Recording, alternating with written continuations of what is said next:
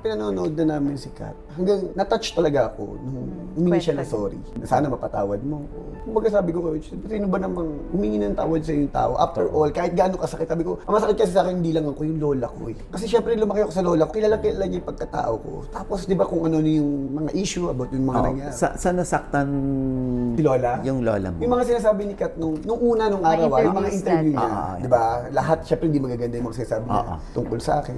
And then after that, nung humingi siya ng sorry, parang wala agad na ano ko. Tapos nagtinginan kami. Tapos sabi ko sa kanya ganito, sabi ko, nanay, sabi ko, parang gusto kong tulungan si Kat. Sabi niya, tulungan mo. Sabi niya, gusto ko pagalaan yung mata. Tapos sabi ko, paayos.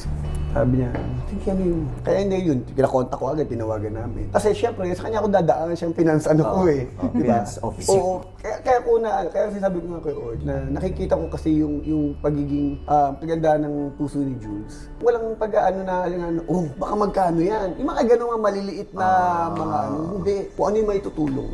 Kaya all the way, kung ano man yung nakikita o naiisip ko na paano ulit makakabangon si Kat, talagang lahat ng ano. Di ba hanggang sa pinasok na namin dito sa Sigabo. Tapos nung nagkita silang gano'n, siya pa yung gano'n. Wala talagang burado na ano. And then, sobra kaming happy Pero kay Kat bihira na. kasi yun eh. Bihira kasi mangyari yun na yung ex, babalikan mo para tulungan. O yung ex, tutulungan mo, baka kung ano isipin ng current ko. Actually, in-expect ko yun. Kasi syempre, kahit kilala ko si Jules, baka mamaya, alam niya yung pinagdaanan ko dito eh. Alam niya yung past ko eh, na kung gaano ako nasaktan eh. Pero nung sinabi ko na ito yung gusto kong gawin, nakasuporta siya. Saka yung, siguro nakita niya rin yung situation na lagi mo naman siya pinanong, what if kung ako'y nandyan? Kaya yun yung parang sabi ko nga na ngayon, kahit pa paano, Coach, na simpleng pamamaraan, nakakatulong kami sa mga trabaho natin o sa ibang tao.